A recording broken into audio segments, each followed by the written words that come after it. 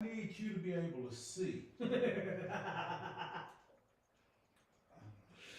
you didn't just do that in front of God and everybody. That's funny though. Yeah, that was funny as hell.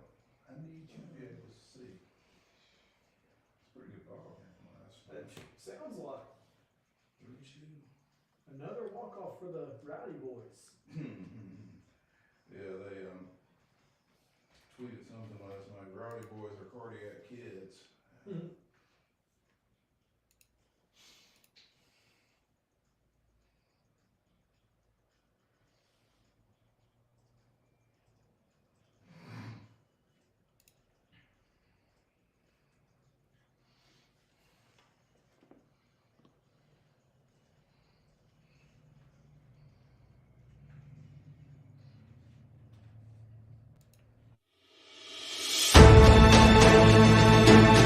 The following is a presentation of Main Street Media, your source for news, sports, and information on Main Street in Middle Tennessee.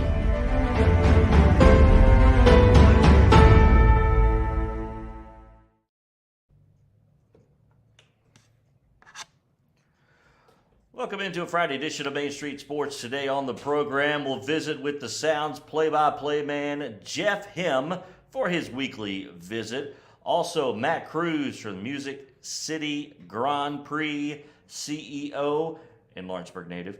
Also, we'll be joined, we will discuss the Braves, of course, the Daily Report, MLB'S alienation of its fan base, these TV deals. Where in the world can you find these games? And ESPN's FPI rankings. As one Alabama guy would say, that's trash can juice. Those topics and more coming up on this Friday, April 15th. Happy Tax Day edition of Main Street Sports Today. Now to the Hall of Famer and Sports Writer of the Year, who always does his taxes early, Mo Patton, and the Sundrop Kid from Alabama, Chris Yow. That's right. Happy birthday to Chuck. And Hey, happy yeah. tax day to you all. There we go. Happy birthday, Chuck. Hope we have a great show for you today. It's a fantastic birthday show. Man, JB nailed it. We got a lot going on today, Mo. So, what have you got going on this weekend? Anything exciting? No. Nothing. He's like, it'll probably work. Do something. Doing a little umpiring tomorrow. Oh yeah, it's gonna be fun. Yeah. Good times, great oldies right there. Well, JB nailed it. He gave you all the things that we have to do. So we just need to jump right into today's top story because we got a lot to get to in the rundown. So let's go ahead and give you today's top story. It's our first pitch on this Friday. And JB, were you able to get the clip? If not, that's cool. I just wanted to. I have not. I apologize. It's all good. I wanted to show that clip from the movie 42 where Pee Wee Reese puts his arm around Jackie and goes, maybe tomorrow we'll all wear 42 so they can't tell us apart. There you go. And it's just a phenomenal. You were just particularly drawn to that clip because Pee Wee Reese is played by Lucas Black. Lucas Black is great. Great dude. Love that guy. Speak, high school football player and basketball player. Lawrence County, one of the schools that they closed. That would be Lawrence County, Alabama, right? Yes, not Yes. Sorry. No, it's okay. Uh, Around these parts, you have to make that distinction. Let's clarify that. It's one of the cool moments in, for all I know, for what I know, it actually happened. So I think that's pretty cool. And today they will all wear 42. It's the only time that anybody in Major League Baseball is allowed to wear 42. And well, if one is going to do it, might as well all do it. So pretty cool. Always love watching baseball today because the number 42 is pretty special. Unless you're at City Field. Unless you're at City Field, where today is a special day for 41. 41. Yeah. It's just not quite 42. Yeah. It's not quite. The Mets, and I'd like to think that this was impacted by the lockout and It's the home opener. games that were lost. The Mets are playing their home opener today at Citi Field, and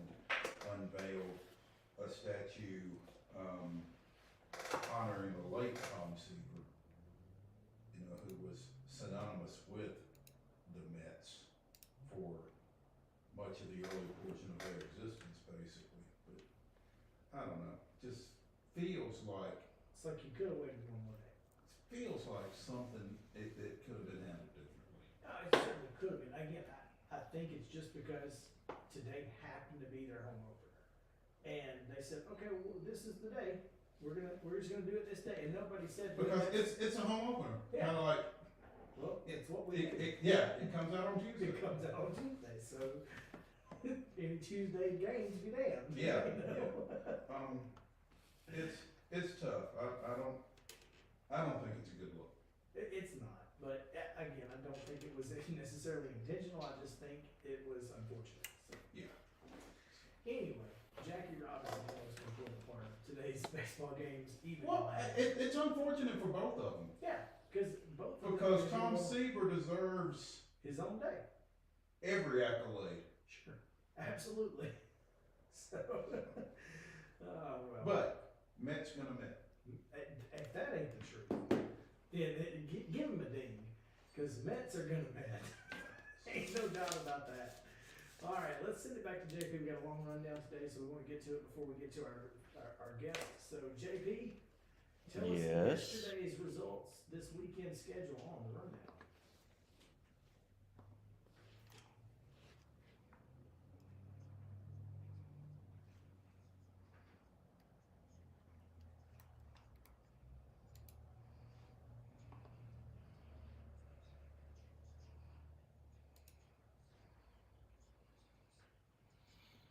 All right, here we go.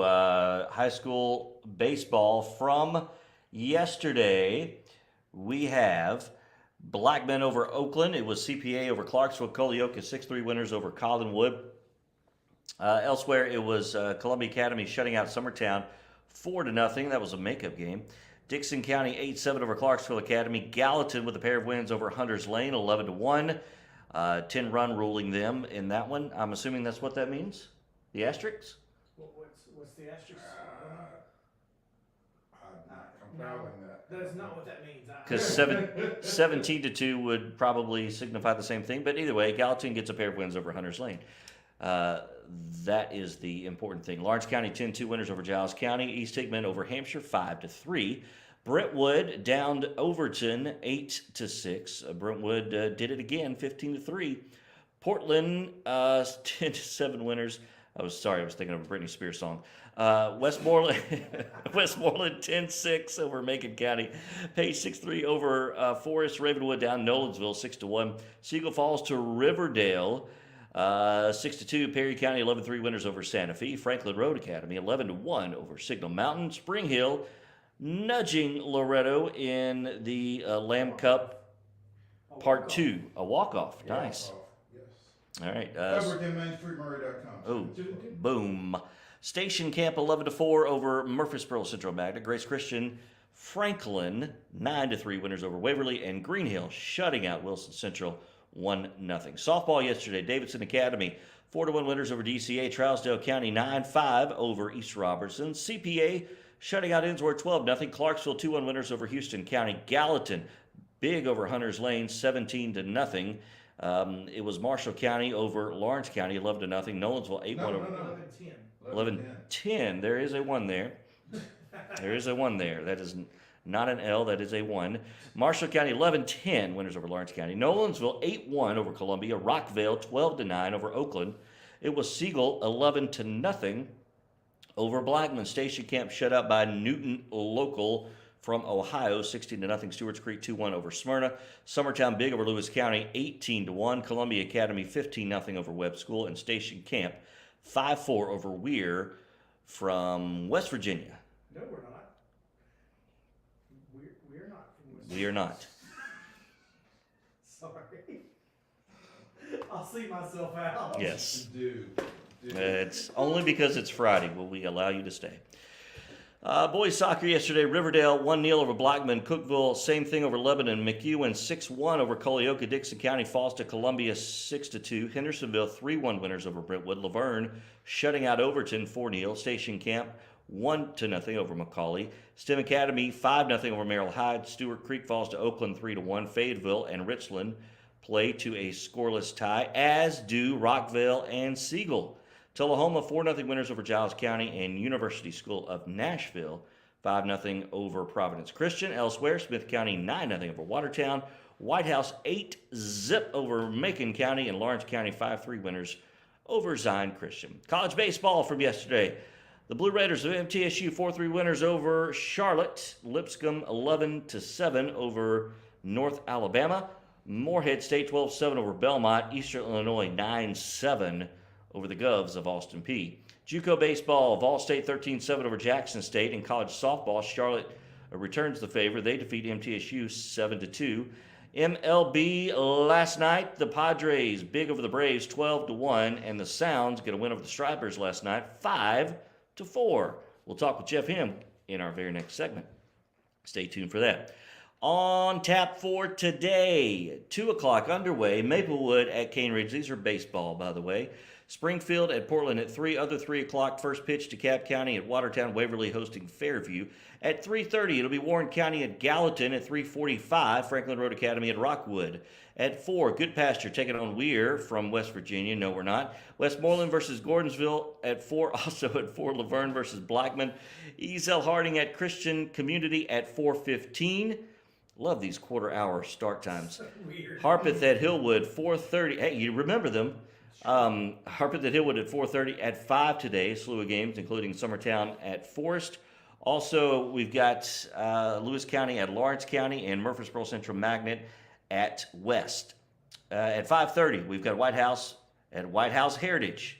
Don't confuse those. Perry County at Hampshire. Also, East Hickman at Santa Fe. At 6 tonight, Clarksville Northeast at Clarksville Academy. Brentwood hosting Independence. Franklin County welcomes Stewart's Creek. Richland will head south on 31 to take on Giles County in an in-county battle. Knox Webb versus Good Pasture. Upperman versus Mount Juliet. Colioca at Santa Fe. Siegel taking on Riverdale. Franklin will be at Ravenwood at 6:30. Also at 6:30, including Lebanon at Rossview. Columbia at Rockvale. Nolensville hosting Page. And then at 7 tonight, the following games. Dixon County at Clarksville Northwest. Fairview versus Wetumpka from Alabama. Middle Tennessee Christian at Friendship Christian. Henry County at Kenwood. And at some point today, check your local listings for Montgomery Central and Eagleville. Softball today underway. Westmoreland at Watertown. First pitch was just a few moments ago at 2. Coming up at the bottom of the hour at 2:30, a pair of games, including Joe Burns at Summertown and Loretto hosting Elkmont from Alabama. At 3 today, Creekwood will be at Columbia Academy. Wayne County at 4 welcomes Cheatham County. Those 4 games are in a tournament. I don't know where Okay. it is. Okay. All right. So check your local listings on those 4 games. They're all in a tournament somewhere. I just don't know where. I bet where you find one, you might find the other. Exactly. Okay, there we go. At 4:30 today, Hume Fogg will be at DCA. At 5, Clarksville at White House Heritage. 5:30, we'll see Springfield at Montgomery Central. At 6 tonight, Giles County will be right here in Columbia. Again, that's A tournament? It's a tournament. I don't know where they're at. Okay. All right, so Giles County and Columbia Academy will face off, as will Columbia, East Hickman, and Loretto and James Clemens from Alabama. 8:30 for that last one there. Boys soccer today, 1 game on tap in the Mid-State. Wilson Central at Smyrna, 6:45. High school baseball. Several maybe tournament games here, I'm assuming. Probably. All right, games from earlier today. No, this is tomorrow. This is tomorrow. That says Saturday high school schedule. Yes, that's Tomorrow is in fact Saturday. that's right. Read. It's fundamental. Fundamental. 10 a.m. tomorrow morning. You've got a couple of games, including Harpeth at East Hickman, Portland, and Joe Burns. Weir from West Virginia versus Murfreesboro Central Magnet. They're getting a whole week here in Middle Tennessee. Lipscomb Academy and Innsworth at 11. It is Columbia hosting Rockville taking on Rockville at noon. Franklin and CPA at noon. Also at noon include Gallatin, Westmoreland, McCracken County, Kentucky versus Mount Juliet.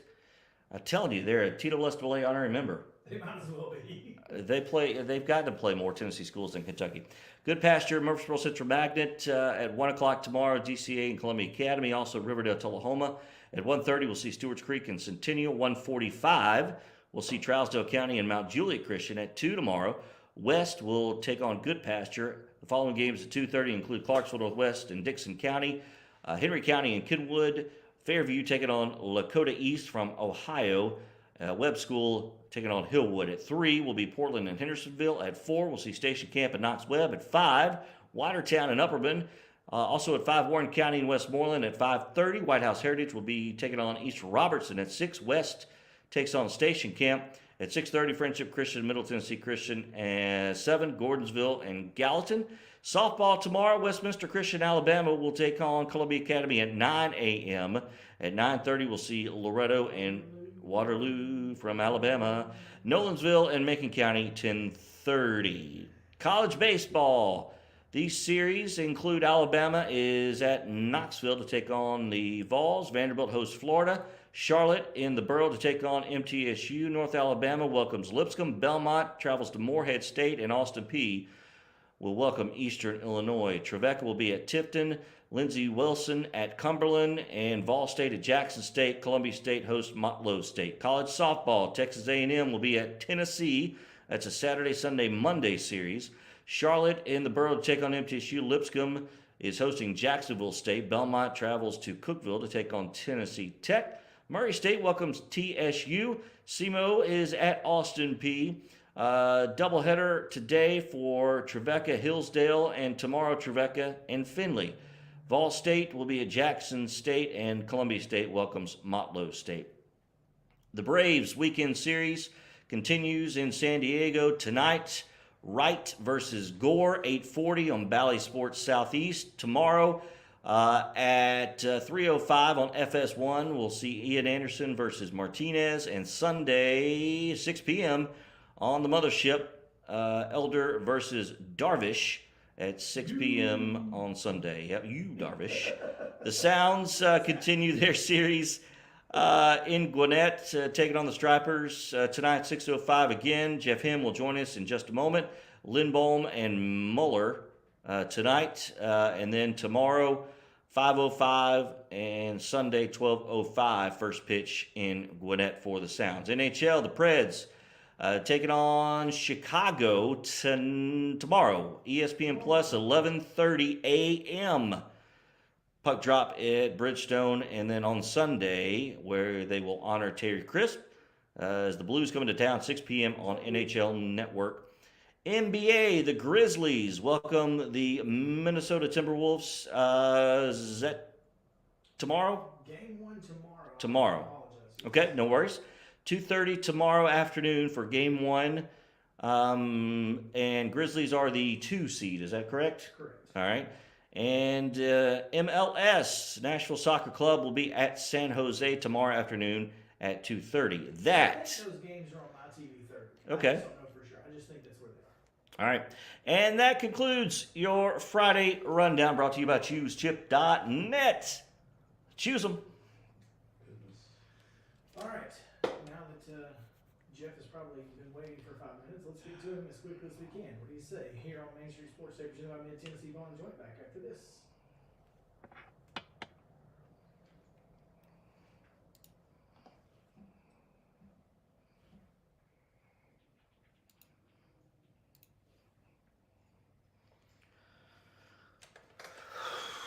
JP, we're not on audio. There's no audio.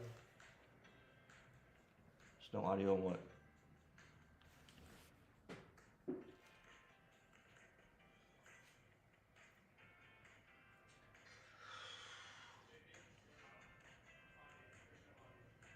It's on your computer. It's coming from my computer.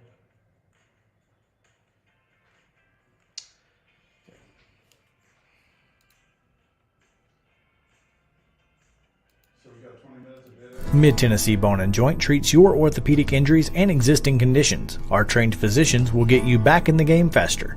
Contact us at 931-381-2663 or www.mtbj.net.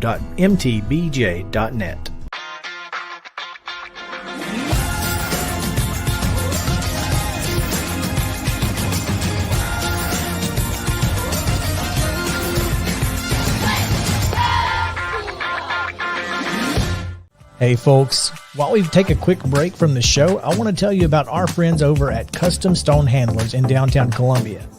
Ed Rich and his team at Custom Stone Handlers believe in leadership.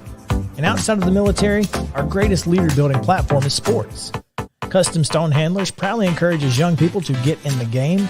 You can contact them today at 931-490-4990 or visit CustomStonehandlers.com. Jones & Lang Sporting Goods here in Columbia has been outfitting teams, officials, and anybody else from T-ball to college for 50-plus years. Be sure and check them out at 931-388-8060 or online at jonesandlang.com. Jones & Lang Sporting Goods, the look of a winner. Zion Christian Academy, ZionEagles.org or 931-388-5731. You can schedule your appointment. Go tour their campus. It is beautiful over there, and you're definitely going to want to see it. Again, it's ZionEagles.org. Give them a call, 931-388-5731, and schedule your tour today. Are you an enthusiastic sports fan? Want to have fun and get in on the action? Heck yes, that'd be awesome. Have great attention to detail? Want to stay active? Definitely. Want to give back to the student athletes in your community? Obviously, yes. Then you'd make an excellent high school sports official.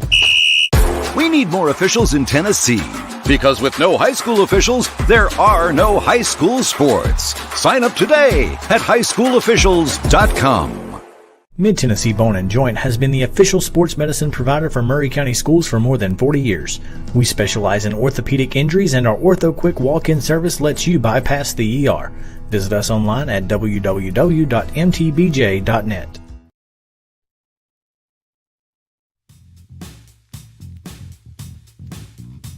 Welcome back in Main Street Sports today, presented by Mid-Tennessee Bone & Joint. Chris Yao, Mo Patton, JP in the corner where he put himself.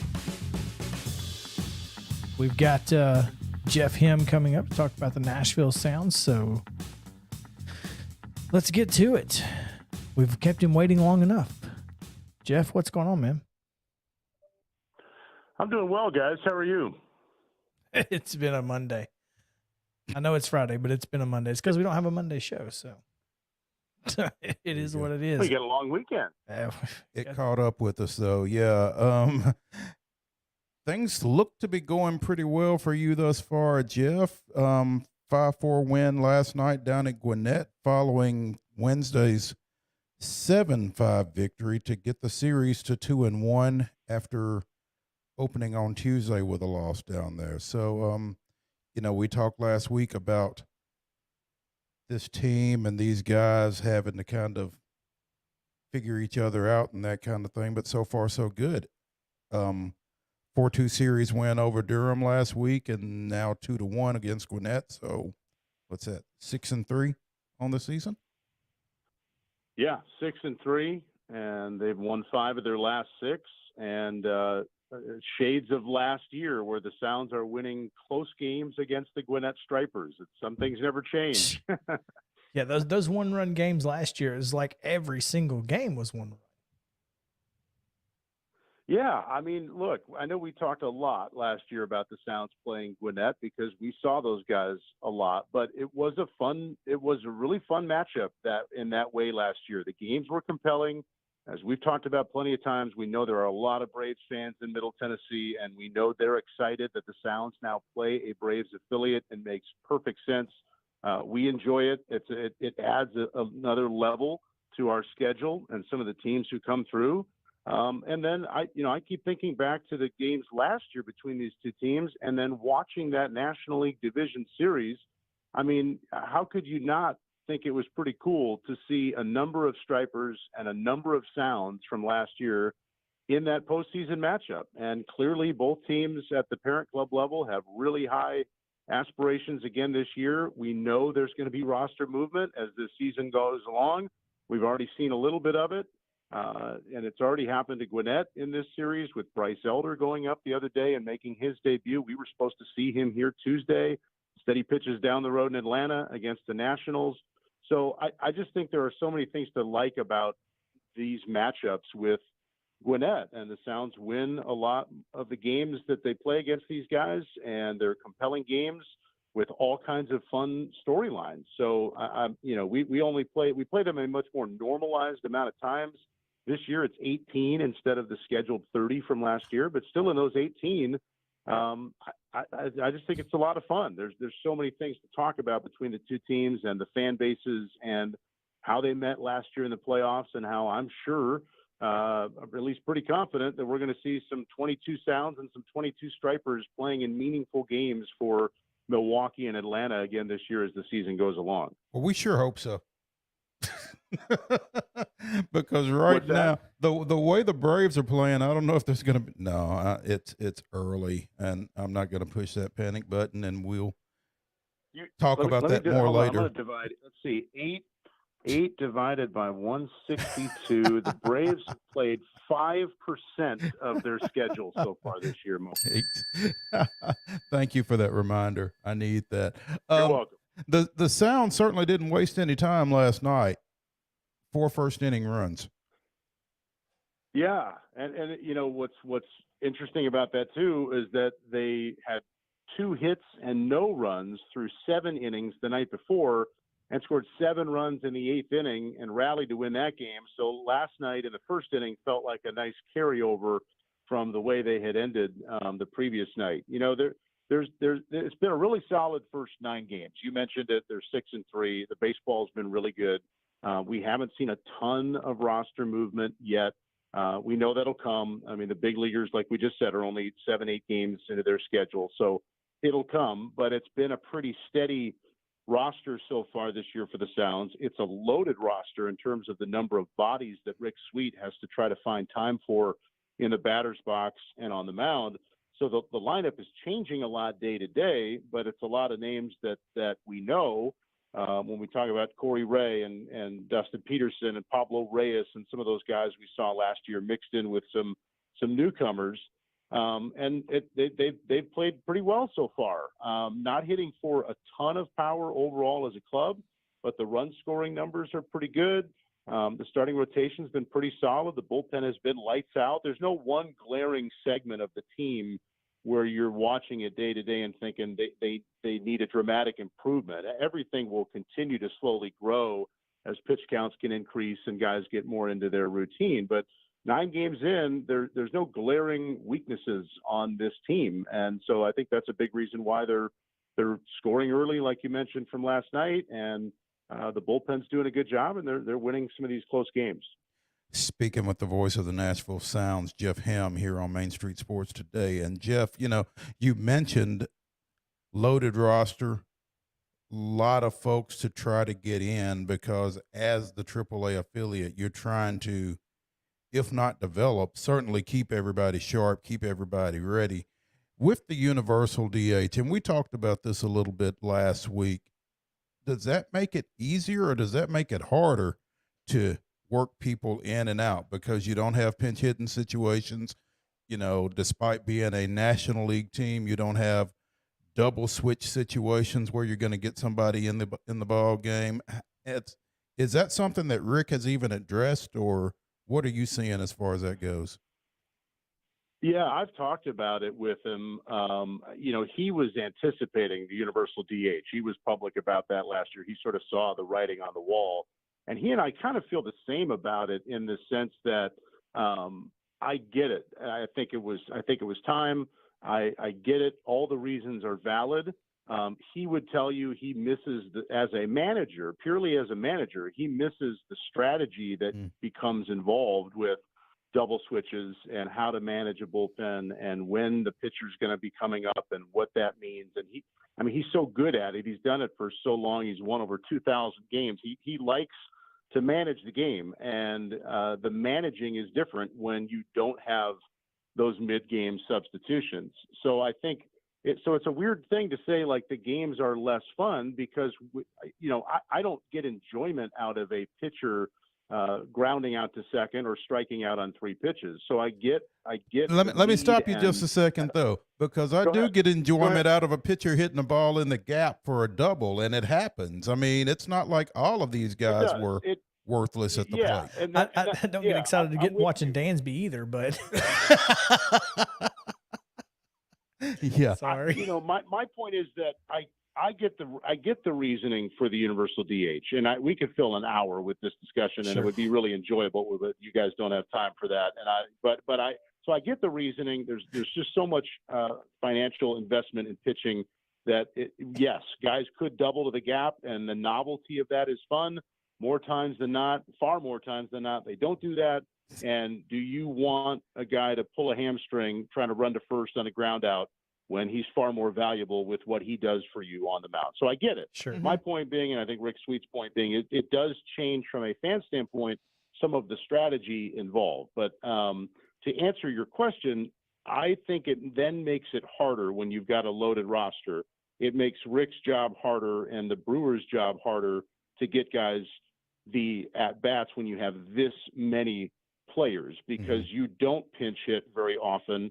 Now, if you're going to tell a guy, hey, before the game, you say, hey, you're off tonight, he's going to be off tonight, because you're not going to have that mid-game temptation of, seventh inning, one-run game. You know what? But get in there and see if you can get us a hit. We need to go, righty against lefty. And you don't really have that temptation because you're not going to have the pitcher spot coming up. So for the volume of guys we have, it is more challenging for them to get playing time, because, like, for example, I'm looking at our card for tonight. We'll have 7 guys available off the bench.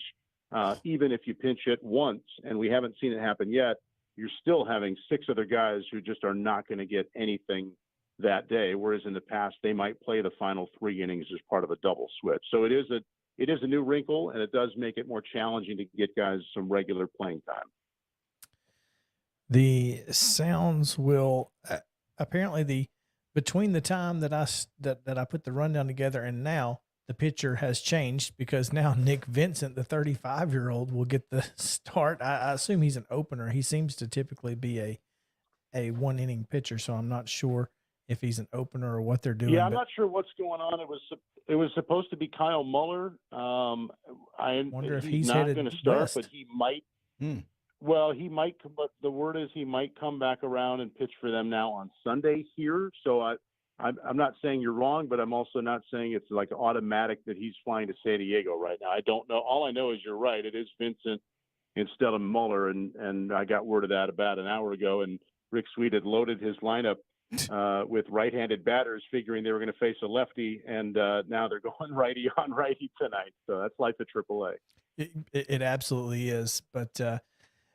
Next week, another one of those teams you saw a bunch of, the Charlotte Knights, come to town, and got a lot of things going on in the early part of the week that we want to talk about before we get you next Friday to talk about the weekend that is coming up. But you guys got a lot going on next week. Obviously, Tail Wagon Tuesday. I think we got some dueling pianos. What all's going on next week if folks want to get out to First Horizon Park? Yeah, the dueling pianos will go on Friday night as the game's going along as part of our promotions for that Friday night game. And you mentioned Tuesday. I do want to bring this up because this is a new component this year that we're doing on Tuesday, this coming Tuesday night, having a sensory inclusive night. It's in a partnership with Culture City. And we know, part of the draw of a ball game is the noise and the environment and the crowd roaring. But we also acknowledge that folks with sensory processing differences then, may not always feel as welcome in an environment like that. And the Sounds have partnered with Culture City. Nashville as a city is now becoming the first city in the U.S. to have all their pro sports teams as sensory inclusive. There's a certification process that you have to go through. And the Sounds, the Titans, the Predators, and Nashville SC have now all done it. And with the timing, we will be the first event since that full certification has happened. So we're going to do a few different things uniquely on Tuesday to make those folks feel even more welcome at the ballpark. They'll get headphones, there'll be fidget toys, there'll be some ID cards involved, and anybody who deals with sensory processing differences will know what a lot of that means. But the bottom line is the Sounds are making every effort to not just say everyone is welcome at the ballpark, but to really show it with some different things, whether it's cultural differences or, in this case, having a sensory inclusive night. So that's Tuesday night. We're going to wear special jerseys that'll be part of an auction to benefit Borderless Arts of Tennessee. So I'm looking forward to Tuesday just because I think maybe there's some young kid who has never been to a ball game because of the noise. And it's not to say that there's not going to be noise on Tuesday, but we're going to do some different things to be mindful of what those who deal with those things have to go through. And the idea that somebody maybe can come to the game Tuesday who otherwise wouldn't is pretty special to me as a father with young kids. It's pretty great, man. Jeff, thank you so much for taking some time with us today. We appreciate it. We look forward to talking to you next week and previewing this next weekend. But this weekend should be fun. Again, expect some more one-run games, I guess. Par for the course. You got it, guys. Great talking to you. See you next week. All right. When we come back, we will talk a little bit about Major League Baseball. So stick around. Main Street Sports Today, presented by Mid-Tennessee Bone and Joint, returns after this.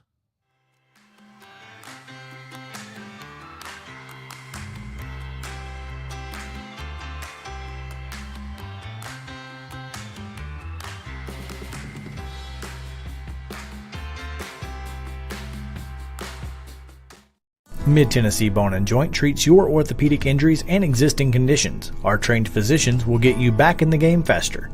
Contact us at 931-381-2663 or www.mtbj.net.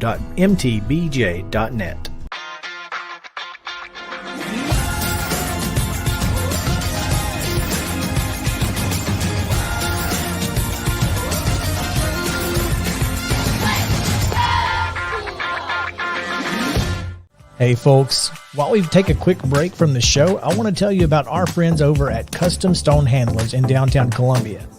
Ed Rich and his team at Custom Stone Handlers believe in leadership. And outside of the military, our greatest leader building platform is sports. Custom Stone Handlers proudly encourages young people to get in the game. You can contact them today at 931-490-4990 or visit CustomStonehandlers.com. Jones & Lang Sporting Goods here in Columbia has been outfitting teams, officials, and anybody else from T-ball to college for 50-plus years. Be sure and check them out at 931-388-8060 or online at jonesandlang.com. Jones & Lang Sporting Goods, the look of a winner. Zion Christian Academy, ZionEagles.org or 931-388-5731. You can schedule your appointment. Go tour their campus. It is beautiful over there, and you're definitely going to want to see it. Again, it's ZionEagles.org. Give them a call, 931-388-5731, and schedule your tour today. Are you an enthusiastic sports fan? Want to have fun and get in on the action? Heck yes, that'd be awesome. Have great attention to detail? Want to stay active? Definitely. Want to give back to the student athletes in your community? Obviously, yes. Then you'd make an excellent high school sports official. We need more officials in Tennessee, because with no high school officials, there are no high school sports. Sign up today at highschoolofficials.com. Mid-Tennessee Bone and Joint has been the official sports medicine provider for Murray County Schools for more than 40 years. We specialize in orthopedic injuries, and our Ortho Quick walk-in service lets you bypass the ER. Visit us online at www.mtbj.net.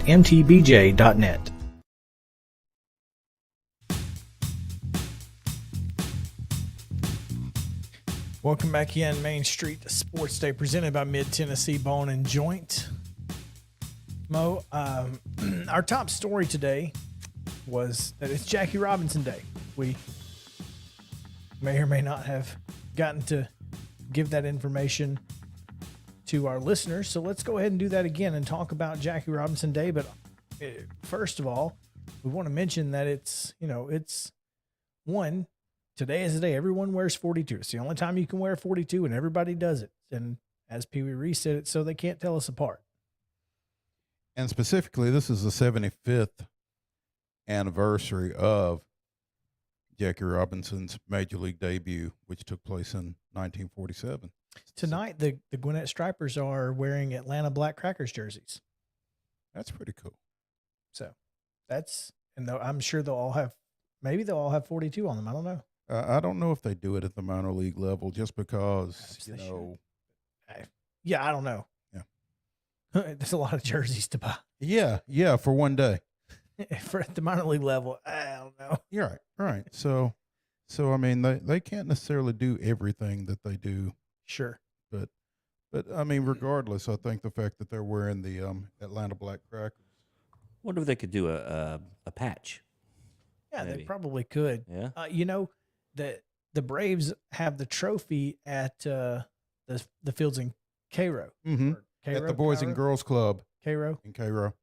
Mm-hmm. And so at the Boys and Girls Club, so that the trophy is there today as well. So that's pretty unique. It's interesting how Jackie Robinson Day affects a lot of different things, and it's really cool.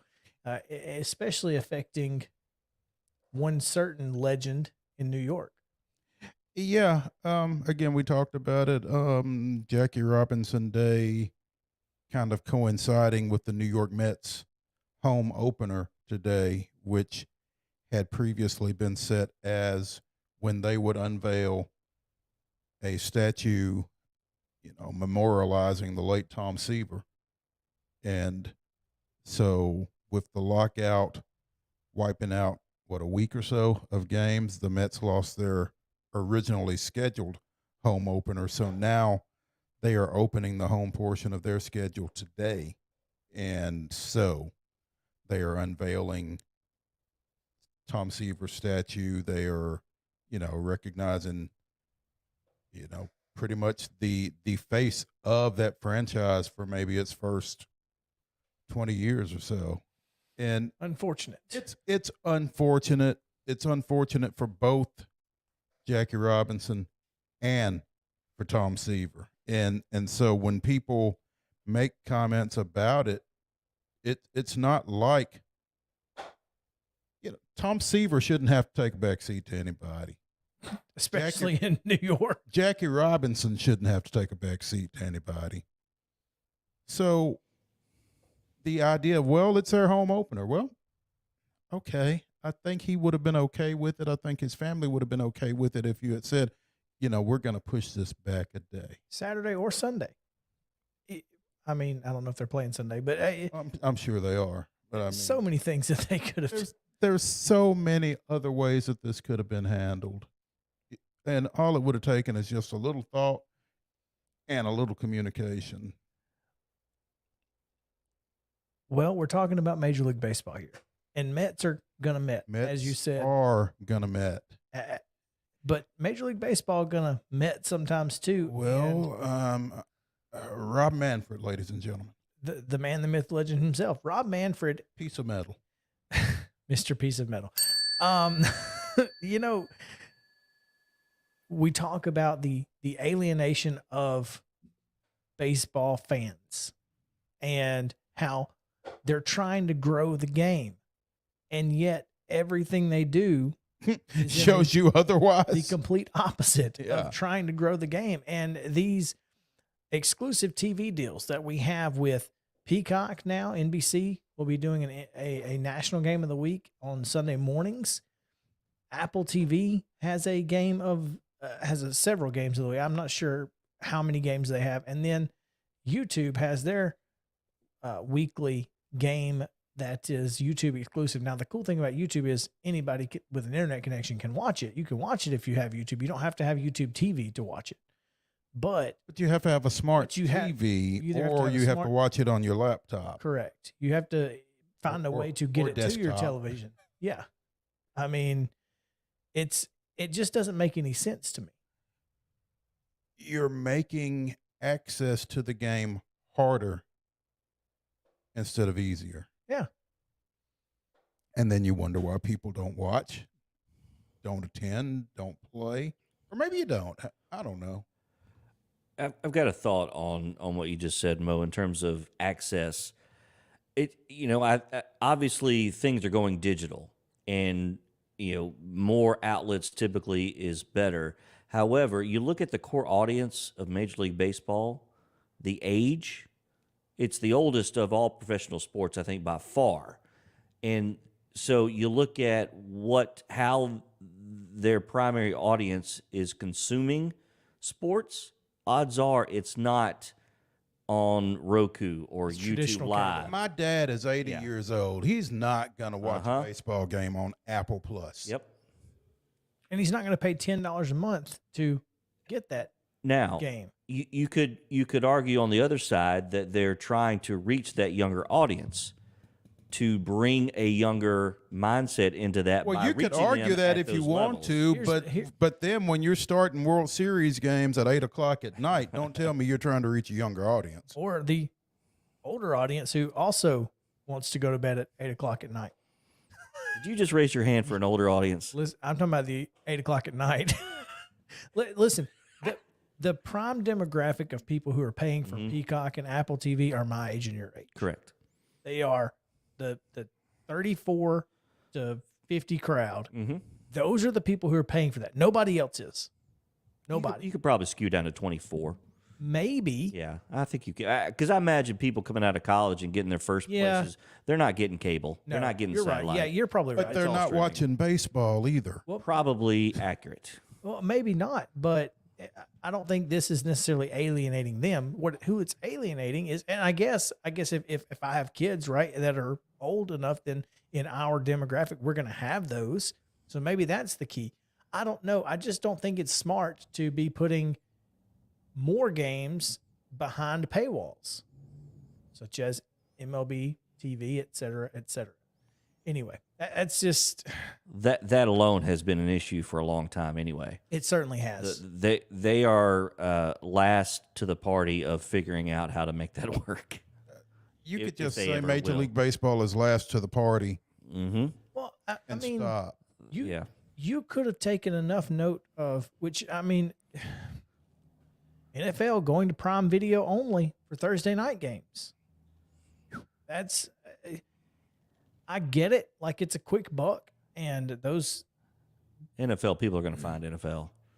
That's Baseball's different. That's what I'm saying. Yeah, NFL can do it. NFL can do whatever they want. Yeah, I mean, you're talking about 17 games versus 160. Yeah. And not even 17. They don't play a Thursday night game every week. I think they only play like 15 or 16. So I think they're going every week this year. Are they? I think so. Well, they I may. think with that new contract, I think it's every week. Well, it may be. I just know they Outside of started- opening week, which will be, I'm assuming, still on NBC. I guess. I don't know. That opening game. First game of the, I don't see. I don't know. But nonetheless, Major League Baseball needs to figure something else out. And here's the first thing they can do. If you don't have a regional sports network, then you're not blacked out. Period. At least if you pay for MLB TV. Poor folks in Iowa can't watch anybody. Like, they're blacked out for the entire league. Yeah. You just can't watch baseball. You got to go to the Field of Dreams and just pretend. Hang out with Shoeless Joe. they will come, Ray. I guess, but they won't watch. They won't watch. Let's take a quick break and we'll get to the second half right after this. Y'all stick around.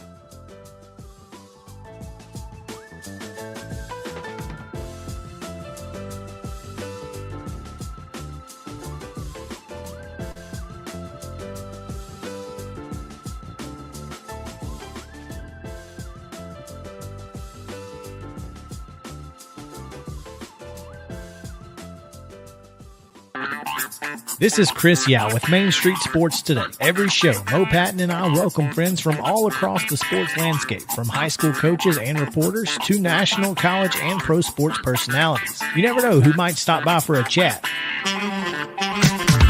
AP Tennessee sports editor, three-time Tennessee Sports Writer of the Year 2020 TSWA Hall of Famer. She covers the Titans, the Predators, the Grizzlies, college football, and hoops. Please make welcome Teresa Walker. Former University of Tennessee, former Team USA Olympian, ex-Cy Young Award winner, R.A. Dickey. R.A., did I miss anything? Man, that was sweet. Yeah, I need to listen to that before I go to bed every night. That was nice. Has 5 sports Emmys. That's not bad for the other guy in Wham, Ryan McGee. The other guy in Wham married the best looking girl, Bananarama, so the other guy in Wham had a pretty good life. From preps to pros, we're taking on the sports topics you care about. Tune in across Main Street Media social platforms at 2 p.m. or on demand on your podcast distribution platform of choice.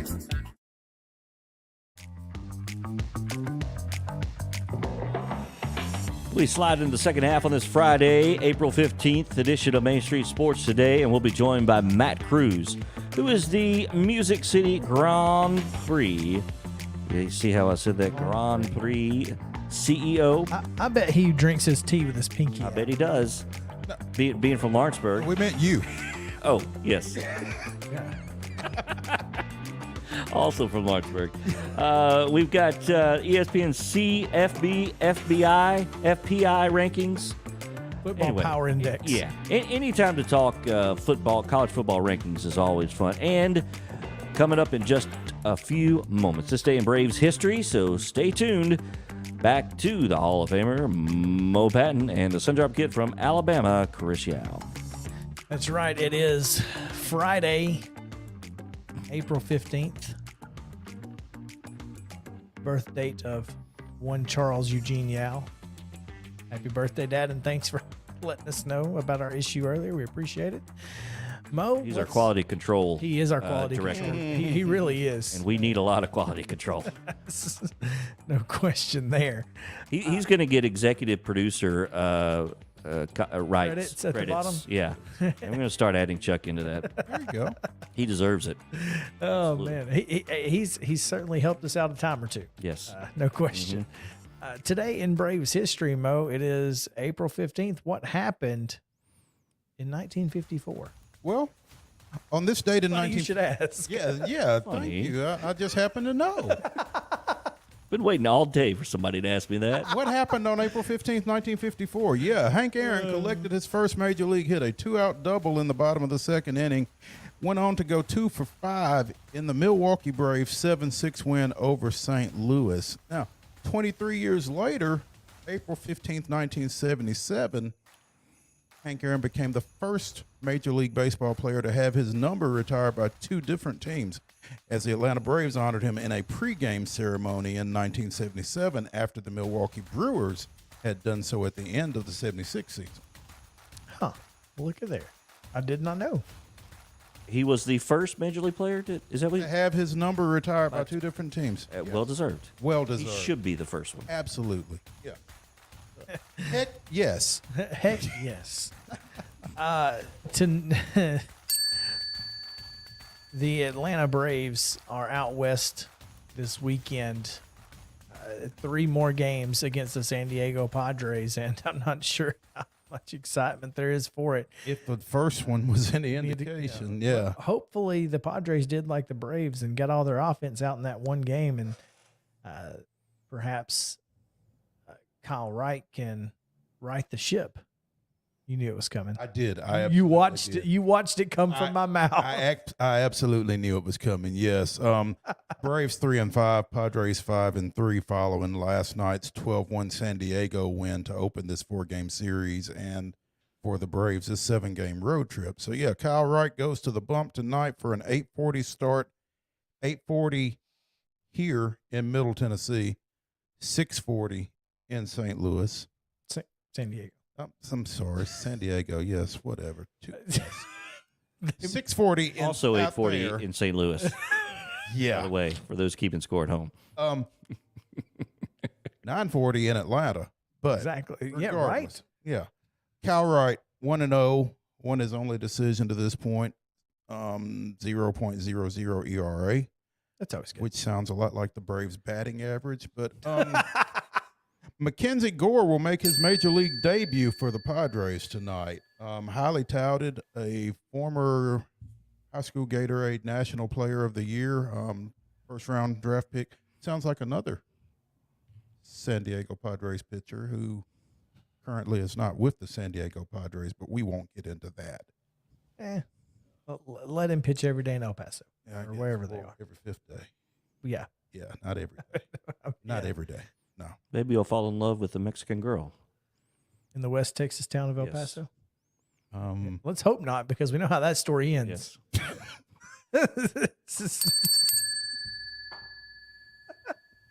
Oh man. Yeah, It's a Friday dinger kind of day. it really is. Yesterday was just an absolute. I can't say what it was, but it was not good. we get the idea. And it just seemed like again. I think I saw a better game last night than the Braves played last Oh, there's no night. question. But everything again that could go wrong did go wrong. Charlie Morton threw 30 pitches in the first inning. He was walking around the mound, didn't really look comfortable at all. Braves get Nuke up in the first inning in the bullpen to kind of stretch out to see if they could, if they needed to go get Morton off the bump. I mean, it was weird. And then Rosario absolutely looked lost in right field. I mean, seriously, just routine fly ball, just never saw it. Well, now I will say this: I listened to some of the game, the tail end of it, I guess, because I'm a glutton for punishment. But Ben Ingram and Joe Simpson made a comment about how bright Petco Park is at night. Any chance that Rosario lost the ball? Absolutely is what happened. But I mean, it's just weird because, again, everything that could go wrong. Yeah. It's not like the Padres weren't losing balls in the lights to right field. Park. I understand that. I'm just saying, like, it's just seems like every single thing that can go against the Braves is going to go against the Braves. Yeah. Now, again, as Jeff Hem so eloquently told us, 5% of their games to this point. So they've won 3 of them. Last year they were miraculously enough. Last year they were 4-4 at this point. 3-5 this year.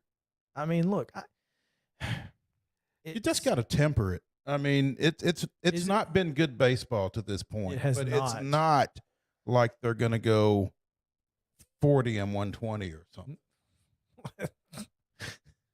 Let's hope not. Come on. No, they're not. I mean, this pitching staff is too good. This offense is going to get better. I mean, once it's going to get significantly better. I think it's going to get better even before 13 gets back. I do too. It has to. I mean, they're just too good. Yeah. I mean, what did it mean for you to? I was just saying when you're finished. Oh. I was going to ask. We thought maybe you had a point. Well, I do have a question for the two of you. Are we Zaprudering this thing so much because they are the world champs? No. Do you think there's more than normal? We did this last year. This exact same thing. We were griping about everything last year. Were we not? I mean, we were grumpy old men last year. Yeah, there was.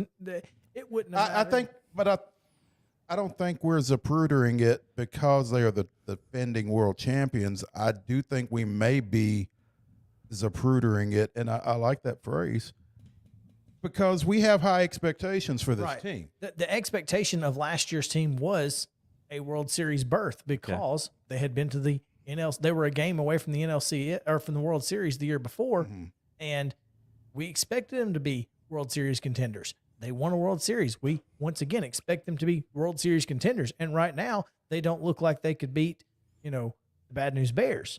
Well, and that's not necessarily their fault. And you're going to see power rankings of MLB and that kind of thing, and the Braves aren't going to be in the top 10, and they shouldn't be. And no, they shouldn't be. But based on their performance, they shouldn't be. Based on their team, you can't tell me there are 10 teams rosters that are better than the Atlanta Braves. No, there aren't. And again, that's why it's a 162 game season, and over time, over that 162, it's going to work itself out. It just is. So, I mean, is it fun to get on sports talk shows and gripe? Because, I mean, it's honestly, we have to react to what just happened. It's not fun to do it, but that's what we have to do because we have to react to what is happening on the field. Well, and the thing about it is you can't just react to good stuff. Sure. And I'm not, this is not us going after Brian Snicker like it was last year, because we certainly did that at times. But this is watching it as it's happening and going, okay, look, this team is better than what we've seen. They've got to find a way to get better. To that. And once they reach the level of not even their potential, because their potential is far higher than their normal play. If they just get back to normality, this team is a top 3, top 5 team. Now, at the same time, there are some trends you don't like that are particularly alarming, and one of them is at shortstop. Again, as I've said, he never starts fast. I'm going to let his April get through. We can talk about it next month. And the thing about it is he's going to be out there anyway. Well, because he's still a better glove. It's marginally better, but it's better. And I'm not sure it's better enough to be on the field, but that's neither here nor there. Well, it's neither here nor there because that's who Brian Snicker is. Boom. That's who he is. Do you guys buy into the fact at all about the World Championship hangover that you see in other hangover? sports? Dude, we're still drunk. So you do? I don't know. We haven't got to the hangover part yet. We're still drinking. You guys mentioned it yesterday, though, about all the festivities opening week at home, wearing the gold and just everything clearly going comes out along west with did that. not help. Well, it didn't help yesterday. I mean, But you're talking about we've got a playing small snippet right now. I mean, you're talking about playing an 11 o'clock game, getting on a plane, going out west. There's a little bit of 3-hour time change. There's a 3-hour time change. You played a game at what's basically 4 o'clock your time, or what was it, 5? I guess it was 7 o'clock our time, 8 o'clock their time, right? Yes. So they played a night game, but still, you've got to deal with going out west, all the things that you have to do to travel. It's a whole mess of things. Like maybe they had a chance to settle down, get into a little bit of a routine, get to the ballpark today, figure it out. Let's hope anyway. Cal Wright, stopper. When did you think you'd say that? And I'll tell you,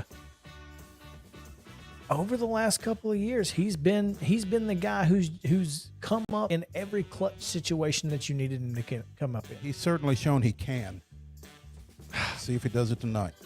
Against the MLB debut of Mackenzie Gore. So, again, that game is at 8:40 tonight on Bally Sports South or Bally Sports Southeast or Bally Sports something, just Bally 646 Sports. on, Yep. on DirecTV. That's all I know. When we come back, we've got Lawrenceburg native and Music City Grand Prix CEO Matt Cruz. The Bird. Stick around on Main Street Sports Today, presented by Mid-Tennessee Bone and a Joint.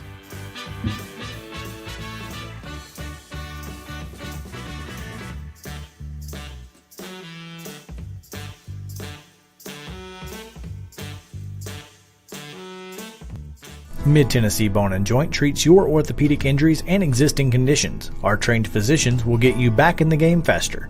Contact us at 931-381-2663 or www.mtbj.net.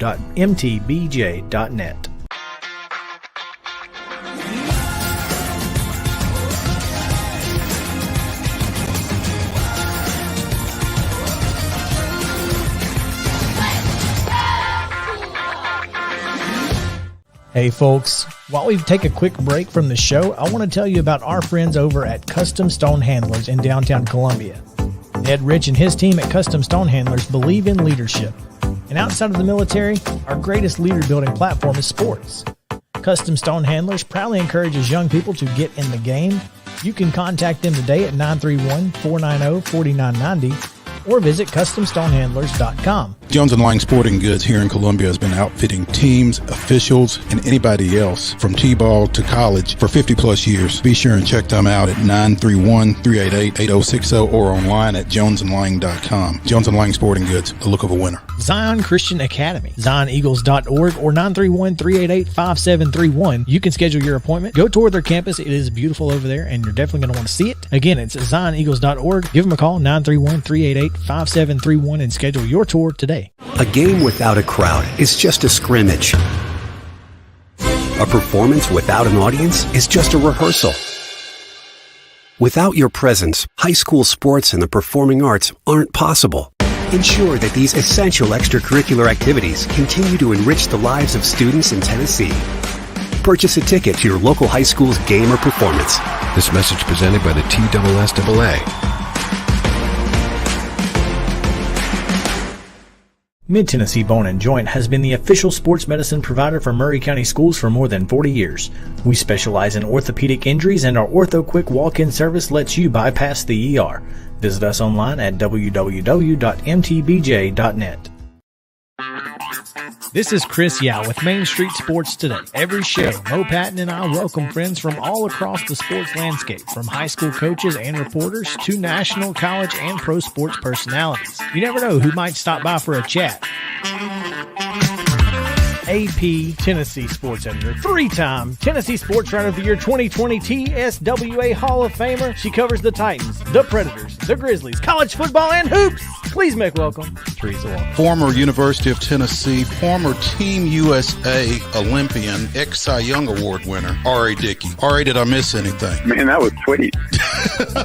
Yeah, I need to listen to that before I go to bed every night. That was nice. Has 5 sports Emmys. That's not bad for the other guy in Wham, Ryan McGee. Other guy in Wham married the best looking girl, Bananarama. So other guy in Wham had a pretty good life. From preps to pros, we're taking on the sports topics you care about. Tune in across Main Street Media social platforms at 2 p.m. or on demand on your podcast distribution platform of choice.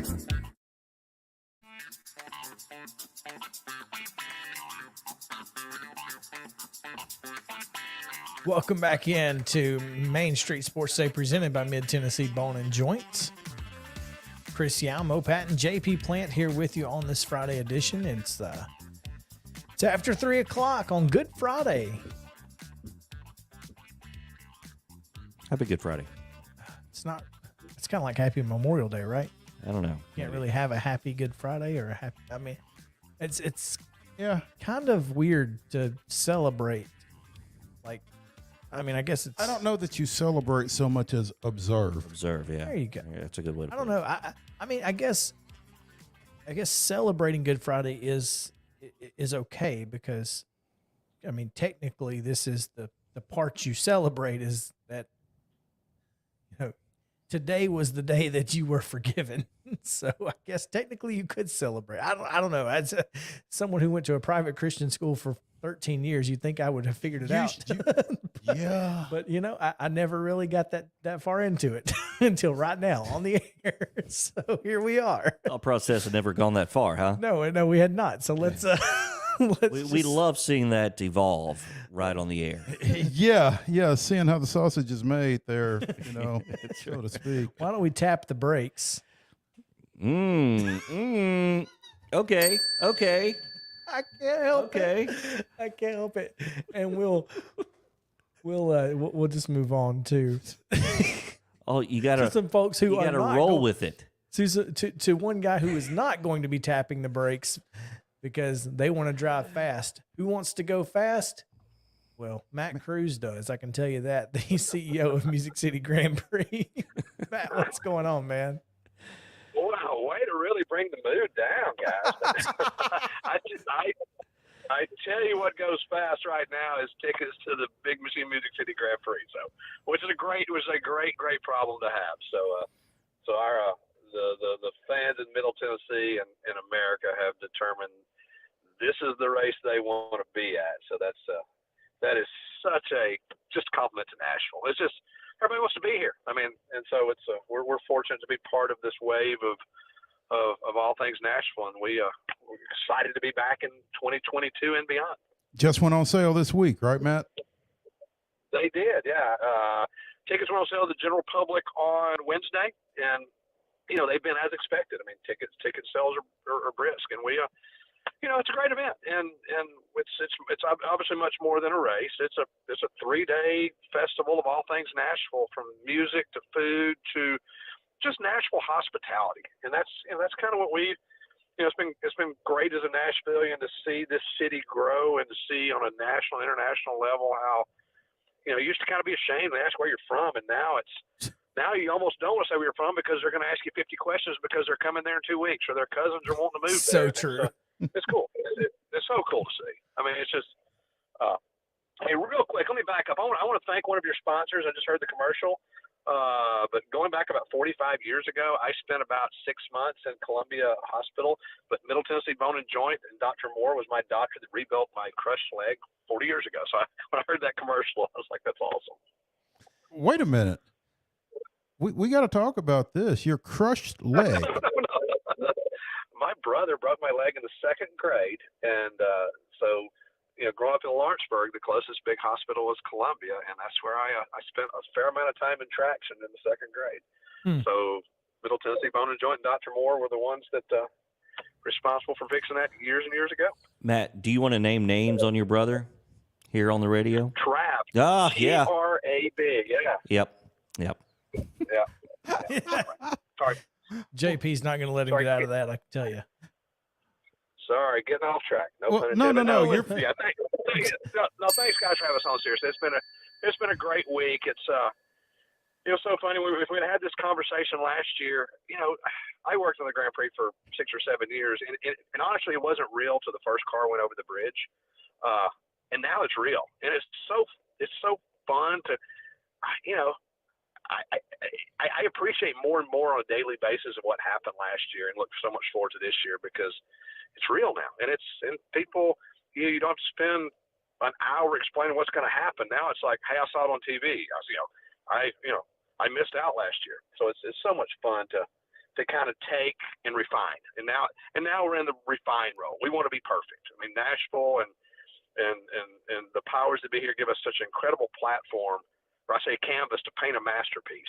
And now we want to make sure that we take all that and truly create, the biggest event in IndyCar and motorsports, hopefully. Not bragging, but you look at what the different races and some of the racing series have changed their model of doing business this year. I think a lot of them are copying what we did. A lot more music in a lot of these races. A couple of weeks after our race, Detroit announced they're moving their IndyCar race from a fixed facility to a downtown location, and I think we've raised the bar for some forms of motorsports, and we're proud, and we're going to keep raising that bar. If people think they're going to catch us, they better wake up earlier in the morning. We talked about the Las Vegas thing. That again, it's just incredible. Yeah. It is truly amazing how you guys have really changed the game for IndyCar. Yeah, and Formula One has. I think it's such a rising tide lifting all ships. Formula One has become so popular in America that IndyCar is riding the wave of that. NASCAR is riding the wave of that. And you look at some of these traditional NASCAR tracks that, have had so many empty seats for the last several years. They're full. It's great to turn on the TV and see Atlanta full again. It's going to be so cool to watch Bristol tomorrow night that, Bristol is such Sunday an iconic night venue that it's going to be full. It'll be full tomorrow night. It's so good for sports. It's so good for motorsports, but just sports in general. So it's and I'm sure there's a lot of factors that are driving that, but motorsports is healthy right now, and we're excited to be a part of that. Speaking with former Middle Tennessee State place kicker Matt Cruz. Yeah. The COO, is that right? Of the Music City Grand Prix? CEO. Okay. Got to get my letters right. The CEO of the Music City Grand Prix, which will be running its second event. I'm sorry, the Big Machine Music City Grand Prix. Machine. Is that what you were getting ready to tell me, Matt? The difference in the CEO and the COO is the CEO does a lot of work. He keeps a lot longer hours than I do, and the attention to detail to turn some city streets and a Titans parking lot into a motorsports facility, and in a matter of hours it's going to host 100,000+ people is incredible. That just doesn't happen overnight, and the level of detail. I was over the ops team yesterday just looking at a site map, and you can imagine the 16 or 18 or 19 acre property that the event takes place on. They were trying to find 4 square feet to place something. I was like, they're incredibly detailed people. So the event will take place August 5th through 7th, first weekend in August. Tickets are on sale and can be found at nashville.com. MusicCityGP.com. No, MusicCityGP.com. So there you go. Correct. Get your tickets. Yep. Matt, obviously the first time was the first time. What specifically do you know will be different this time around? It's a great question. Last year, we went in really blindfolded. And now we know what we don't know. Our emphasis will always be on the fan experience, so that's how quickly you get through the gates, how quickly I can go buy food and beverage, how quickly I can find a restroom, and my sight lines, and all the different things that adds to the fan experience. So we really, look at the data, look where gates people entered, look at their buying habits. So we want to make sure that that's perfect. From a track point of view, we put out some of the modifications today. We'll change the restart line, which a couple of the support series last year had a different restart line than where IndyCar did. So some of the issues that they were having last year was the restart line was at a different spot. The cars were kind of jamming up a little bit, so that'll be different this year. So I hope we will fix that problem. And then we're changing some corners. When I say changing, adding 3 or 4 feet of radius to change. We're narrowing a couple of corners. We have some driver feedback that a couple of corners or one specific corner is probably too wide. So we're taking that on to account to fix a few of those issues. And then we're still a city street. We're a very vibrant downtown that's always undergoing construction right now. So staying ahead of the bumps. And we're on a bridge. We're a bridge that moves. So always staying on top of trying to make sure we mitigate as much of just the bumps and the smooth surface. But at the end of the day, these are the 30 best drivers in the world, and we want to create a racing surface for them that allows them to put on a great show. But at our core, we want to create an experience for our fans that's second to none, because they're the ones that are paying the tickets to be here. They're it's not cheap to travel nowadays, and we understand that, and we want to earn their dollars, and then Nashville will show them a great time. Our music, I think, will be bigger this year. I mean, we had an incredible music lineup last year. I mean, and it came together kind of over probably the last 90 days. We're not quite to the point where we're going to announce our music yet, but I can assure you, people will be blown away when you start hearing some of the iconic music brands that will be tied to this year's race. And then we're adding some other stuff. I mean, we're unique into any other race facility, I would argue, in the world, that we race over a river. So we would be remiss if we didn't use that river. So we're adding the top watercross races. Pro watercross will be racing on the river throughout race weekend as well. So there'll be pro watercross racing on Friday and Saturday on the Cumberland River. So that'll be a really, really cool part of Grand Prix weekend. It's all going to be a lot of fun. Again, August 5th through the 7th, and tickets are on sale, MusicCityGP.com. We are speaking with Matt Cruz, the CEO of the Music City Grand Prix. Matt, thank you for taking some time with us. We were looking forward to it as we were last year. And again, like you said, motorsports is strong, and it's only getting better, especially here in Nashville. So thank you for everything you've done to get this event going and making it happen. We are super excited about it. We appreciate you taking some time with us. Thanks. You guys have a great day. All right. That is the Lawrenceburg native, Matt Cruz, here on Main Street Sports Day, presented by Mid-Tennessee Bone and Joint. We're going to take a break. We're going to come back and talk about a little trash can juice. Always fun. Gotta love some trash can juice. College football power rankings from ESPN, Football Power Index, FPI. The top 25 has one team that leaves me scratching my head and does not include a team that I guess could be scratching your head. I guess it could be iffy, but certainly less iffy than the team that's in it. So we'll tell you who those two teams are when we come back. Stick around.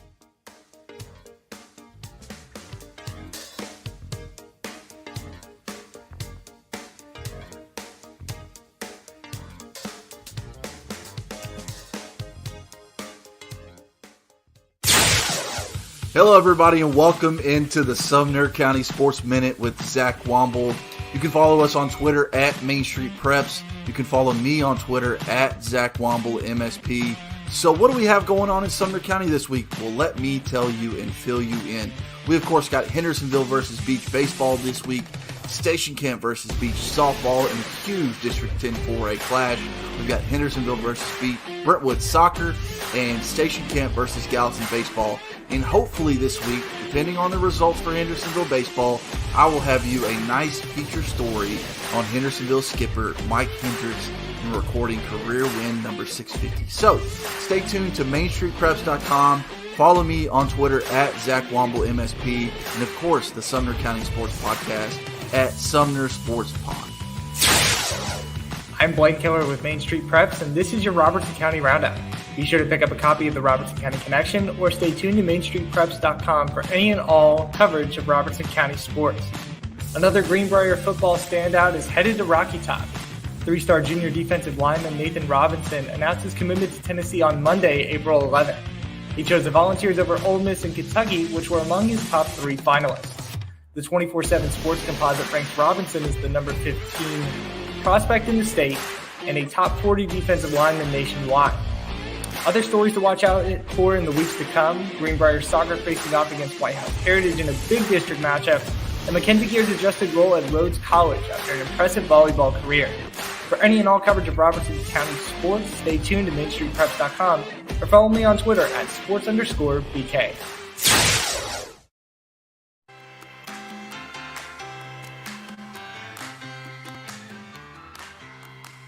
Welcome back into Main Street Sports Today, presented by Mid-Tennessee Bone and Joint. Chris Yao, Mo Patton, JP Plant. Glad to have you guys with us here on this Good Friday edition. And as you may have heard earlier, we will not have a live show on Monday because JP will be otherwise involved. Yes, otherwise involved. So, and we can't do this show without it. I mean, it's hard enough to do it with him. Yes, it is. So imagine. Can't live with him, can't live without him, right? I mean, what are you going to do? Yeah, there you go. Oh, man. I've strived my whole life to get to that point. Can't live with, can't live without. You have reached it. Can't live Here, with him. anyway. Can't live with him, can't kill him. Yep.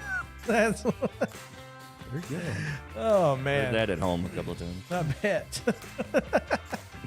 Let's talk about some college football because a couple of things. One, first of all, the college football FPI rankings were released by ESPN, and the Southeastern Conference in the top 25 has 9 of the 14 teams. 9 of their 14 members are in the top 25 teams of the Football Power Index. 9 times. They're in the top 25. That's right. Alabama sits at number 1. Georgia at number 3. Auburn with a new with no quarterback. With no quarterback. Not a new quarterback, no quarterback. We don't know who the quarterback is. Hey, you've got an idea who the quarterback's going to be. Maybe. But and yet they're still number 10. I mean, LSU with no quarterback. This doesn't make any sense. I mean, Calzada. For everybody that tells you that it's a quarterback-driven sport, the fact that you don't have one and you're still in the top 10. Again, Texas A&M at 14 with no quarterback. No quarterback. This is amazing.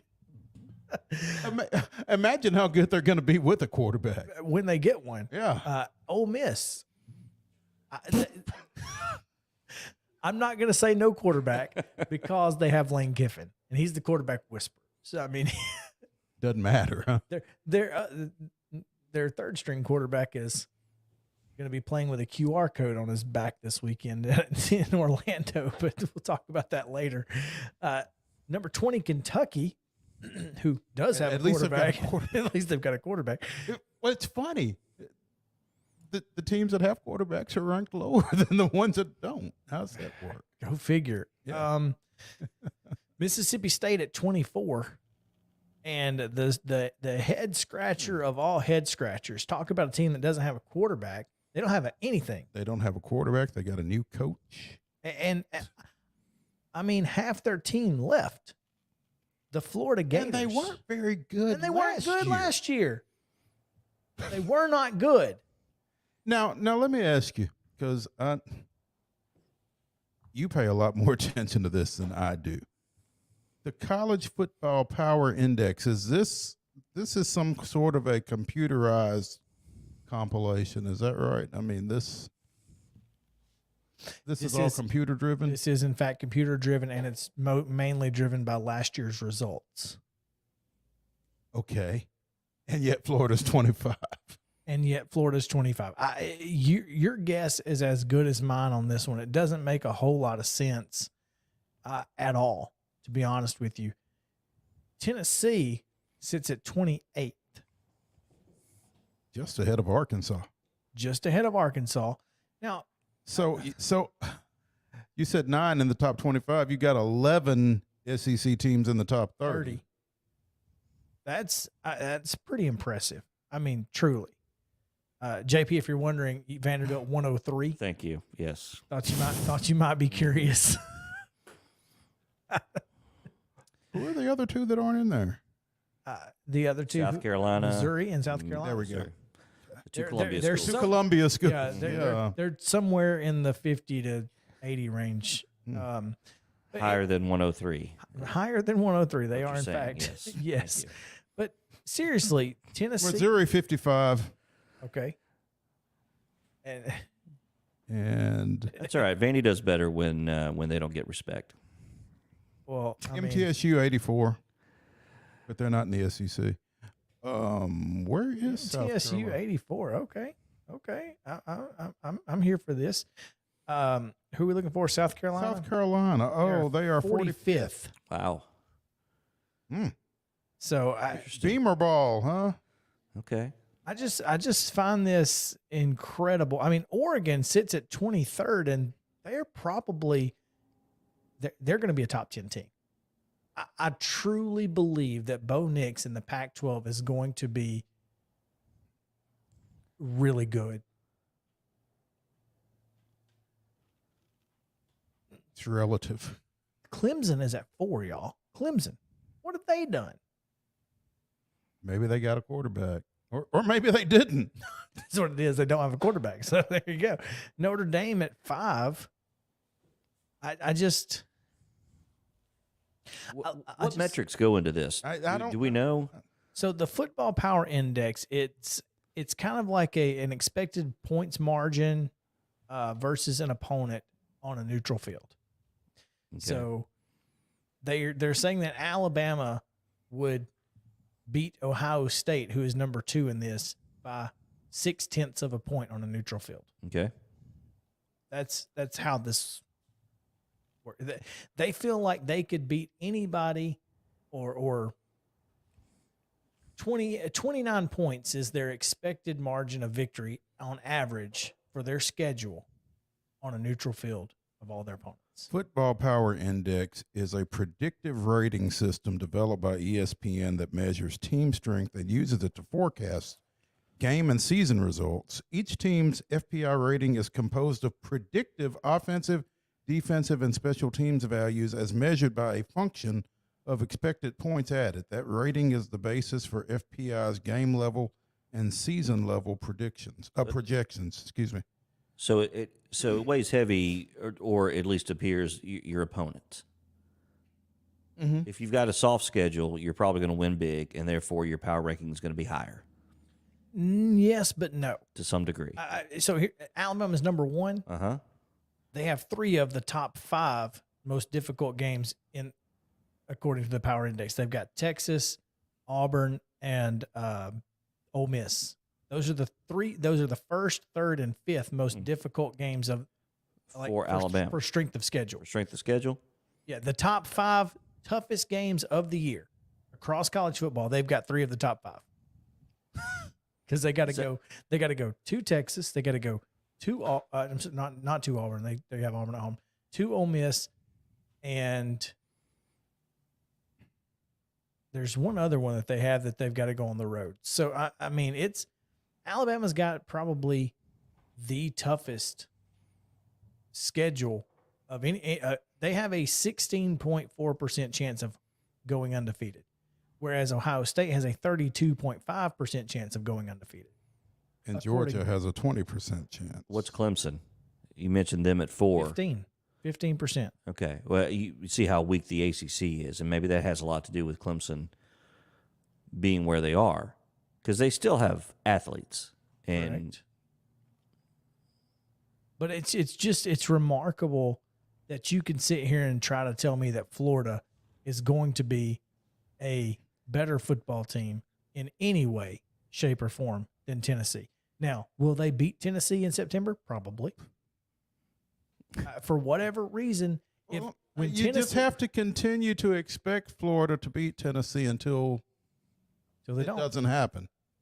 You know, it seems like every time Tennessee plays Florida in the end of the year, good things tend to happen.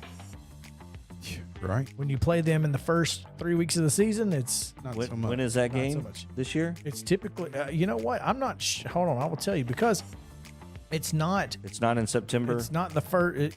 That's right. They play Florida. It is in September. It's just, it's the same time. It's always Okay. it's usually around my birthday.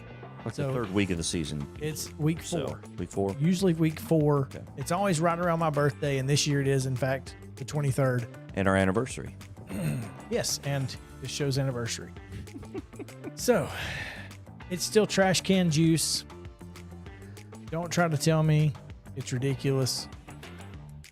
Anyway, come back and talk to us on Tuesday. We've got, we'll definitely have Chip Walters with us. So, and we will hopefully have some other great guests. We'll let you know who it's going to be between now and then.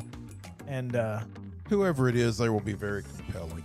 Oh, I mean, because they wouldn't be here. They wouldn't be on the show otherwise. So, JP, good job. We did it. Hey, Made it to got the through. end of the week. Yes, we did. So, yes, we did. All in one piece. Again, 2:00 on Tuesday. We will return we will try to have something for you, exciting on Monday. We're gonna try to give you something, just to to get you through your Monday. Just to wet the palate. Just to get you ready for Tuesday. Our charcuterie board of That's exactly sports right. news There and you go. information. Exactly. So a little sausage and cheese basket, a la one of our favorite spots. That's right. Yep. So y'all come back with us. It's going to be a lot of fun. Hold the pickles for Mo. Yeah, hold the pickles. Give most pickles to Chris. There you go. That's what we do. But anyway, we appreciate you guys hanging out with us. For JP, I'm Chris Yao. Mo. Ladies and gentlemen, the weekend